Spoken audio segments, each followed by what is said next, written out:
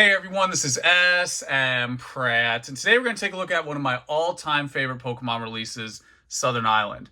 Anything in relation to Southern Island is going to happen in this video. We're going to talk about everything, the Japanese release, the English release, how difficult it is to grade, and you'll probably hear some things in this video you've never seen anywhere else before because I don't think there's another person out there who adores Southern Island as much as myself. If you do, slide in my DMs because this is by far one of my favorite releases. So we're going to start with this binder here in the back. This is actually the first purchase I made now over 15 years ago. Back then, this binder cost me $29.99 shipped, which you could probably safely add a couple zeros to the price today. But this is how it came out in English. You got this nice hardback, like Trapper Keeper type binder. You open it up, you have a good view of the combined art with the location of the Pokemon. I think that's just a nice little touch. So you'd receive all 18 cards this way in English. Now in Japanese, there were a couple releases. There were a couple options for sealed. So you had the binder option, which was split into two. So you have this one right here, and then the Pikachu Island, which looks like some type of thing you'd see in Dubai or somewhere where they just make an island out of nothing. So you have this Pikachu one and then the blue one here as well, and they were each 9 cards. So this one is still sealed. It just had this cellophane on it. And I'll go ahead and open this one up to show you what it looks like on the inside. You had the 9 cards in there, very similar to the English release. You had the little preview with the location and then the combined art of the cards. It's really cool to see that. That's what I love about Southern Island. And then you also just had a little promotion here with some items that we wish we could still buy at MSRP. Now, in Japan, you also had the trio purchase option. So if you just wanted to get one of those little regions we looked at earlier in the folders, you could. So if you wanted to get the Slowking line, the Marill line, or Vileplume, we'll just fire through all of them. We got Togepi, and then we have the infamous Ladybug. I remember grinding this out in 1999 at Toys R Us. And then last but not least, we have the Mew. This one is definitely going to be the most valuable of all of them because Mew is for sure the most valuable pound for pound. Now, Togepi is a tough grade, and that low pop can, flirt with the price, which we'll talk about later. But this one right here, in relation to these 6 sealed, is definitely going to be the most valuable on both sides of the fence, in Japan and the US. Now, the best part of the video, the rest of this video, we're going to do a deep dive into all the art.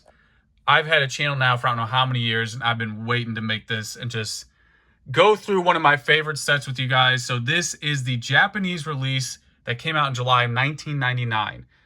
First off, I love the reverse holo that they did. I think it's very understated. It's subtle. You don't really see this. Correct me if I'm wrong in the comments. You don't really see this anywhere else at the time. And when you compare it to English, yeah, you got that swirl yelling at you right there at the bottom, but English is just different.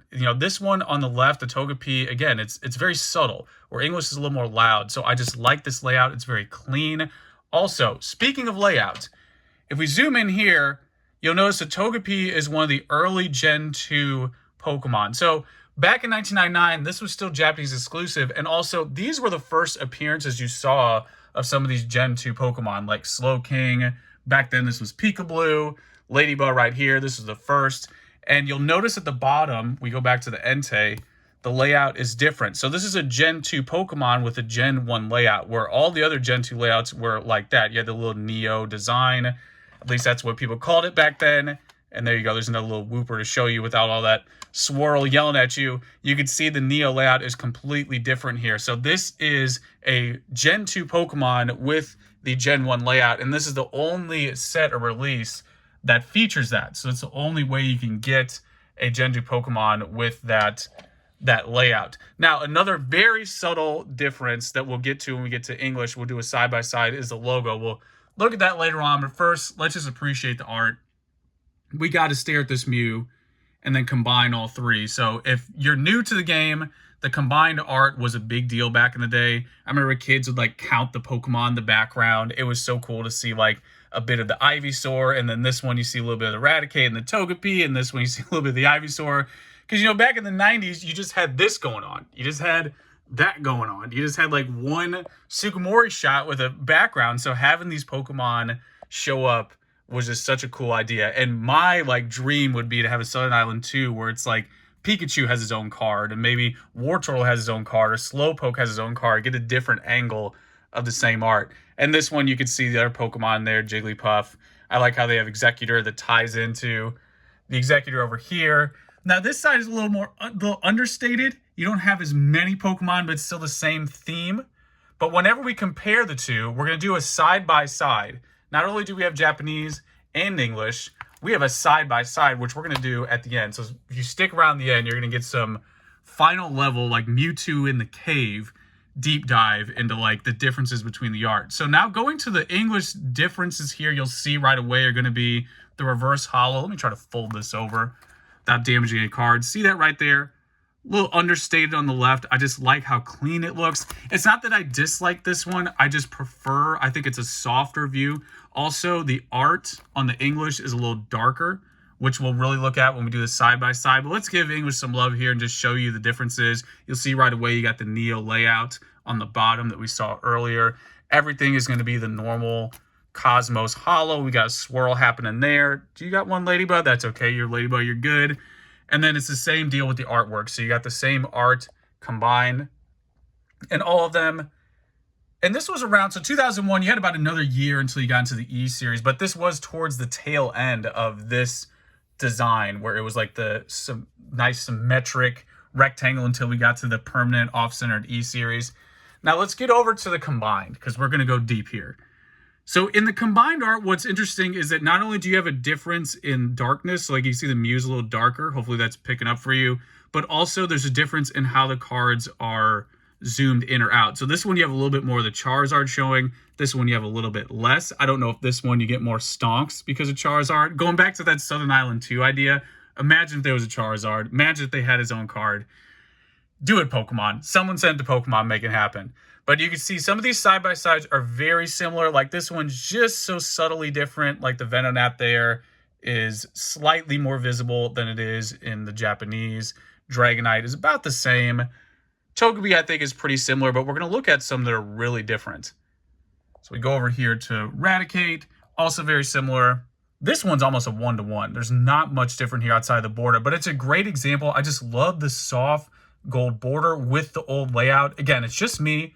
You know, some people love the English. Is that a little hollow shift? I don't know if that's a subtle hollow shift there on the energy. But speaking of, you know, whichever you prefer, English or Japanese, I should talk about the great ability. So as mentioned earlier, Mew is definitely the front runner for this. Now, this little egg down here is a pain to get in PSA 10, but both of these are tough to grade in their own right. You have centering issues on Japanese. This one, print lines and hollow scratches are a big one. My original binder that I pulled, it comes in like a little pack that's just wrapped, like all together wrapped. They're not actually in the binder. At least that's what I remember. And every one I had some whitening on it. So straight from the binder, and that's like what, 2007, 2006? So that already had whitening back then. So these are definitely tough to grade. You know, each respectively are tough to grade. One other little detail before we keep going with the combined art is that you'll see the tree there is like one flat logo. This one has like lines there are ribbed for your pleasure. So you can actually see a print line right there showing up on time. Look at that. Next to the 10, right on cue. But anyway, the logo has the little lines there on the tree. This is like super getting into it, and this one's flat. Now, the closure here, if you stuck around, some of these, the art is so shifted or zoomed out that you can see more Pokemon than the previous. So this one is a good example. The Executor is so zoomed out that you get another one here, just sneak peeking in on the side of the border, when the Japanese is not present at all. And you have a little bit of that here with the Slowking as well. So there's the Japanese and the English up here. You look at the top, you see a little bit of the Executor flirting in there, you know, at the top of the card.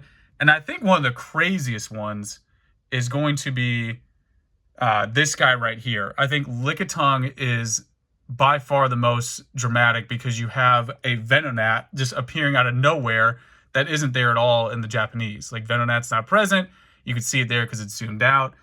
And then we have a couple more here with the Primeape that's also zoomed out. I don't really see anything different there outside of getting more of the Venomoth, but I just love how in this one especially, there's Venonat just sneak peeking right there in the corner, and then this one, he's not there at all.